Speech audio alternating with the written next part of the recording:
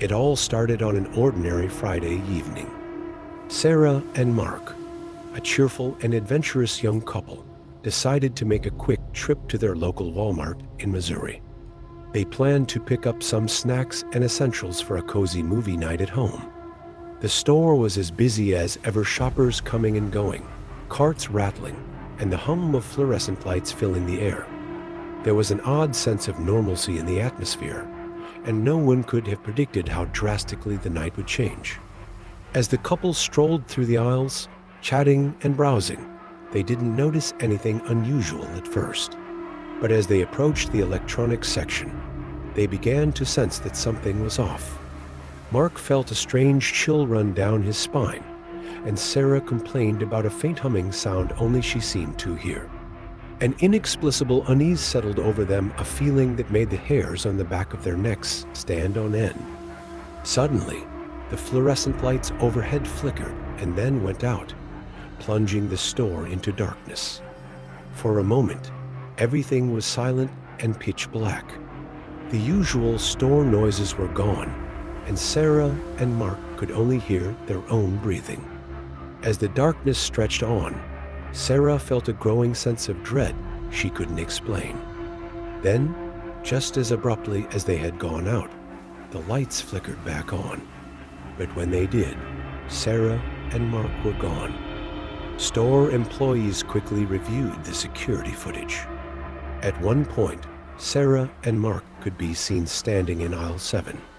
But in the next frame, they had vanished. There was no struggle, no sign of where they had gone, just nothing. Rumors began to spread. Some speculated that the couple had stumbled upon an interdimensional portal. Others believed the store was cursed. Walmart denied any wrongdoing, but within days the store was shut down.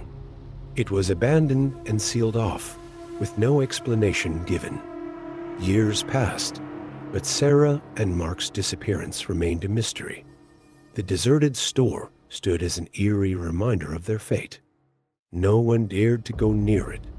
And as time went on, people continued to wonder what had happened to the couple. Did they simply vanish into thin air? Or was something far more sinister at play? No one knows, and perhaps no one ever will.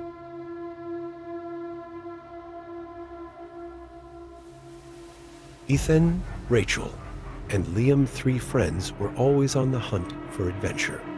Since childhood, they had loved exploring abandoned houses and daring each other to visit supposedly haunted locations.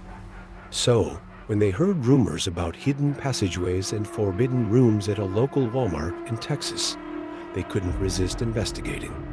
The store had always intrigued them. What secrets could it be hiding? One night, after the store had closed and the last customer had left, the trio managed to sneak in through a locked back door.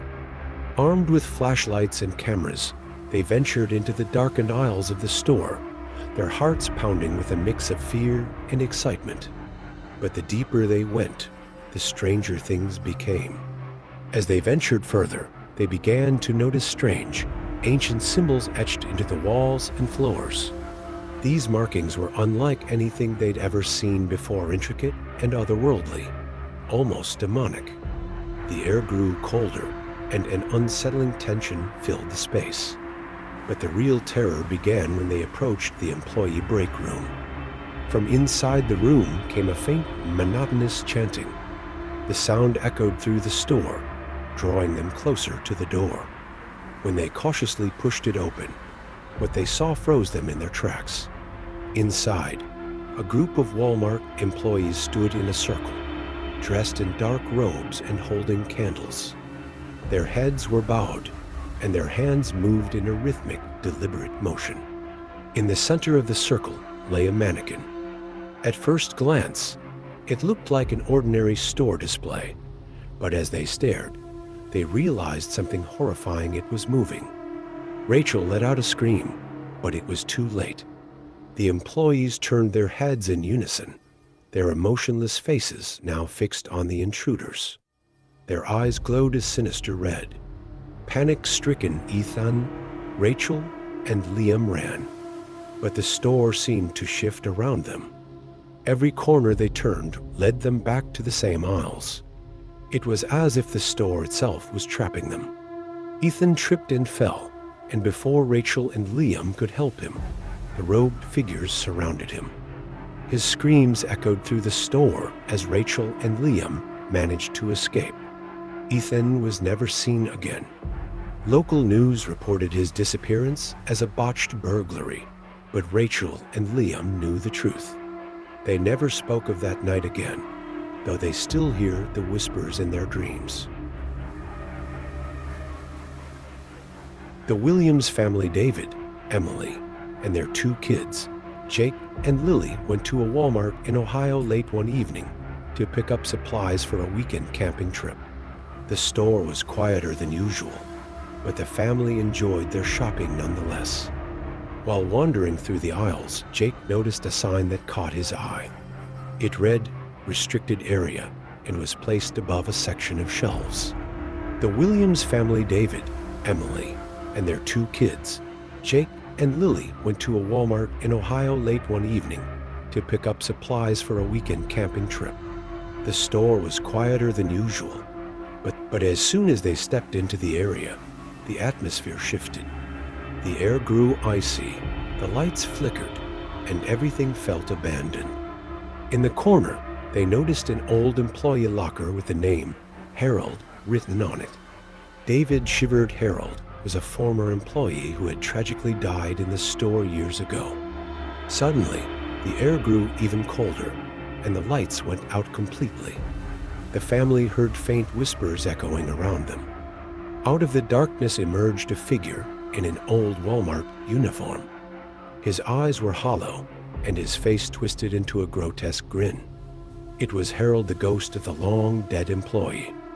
Harold's ghost blocked their path, growing larger and more menacing by the second.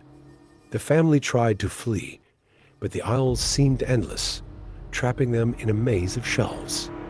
Eventually, they managed to escape the store, but the experience left them shaken. They reported the incident to the store manager, who dismissed it as a prank. Shortly after, the restricted area sign was replaced with a reinforced steel door, and employees refused to speak about it.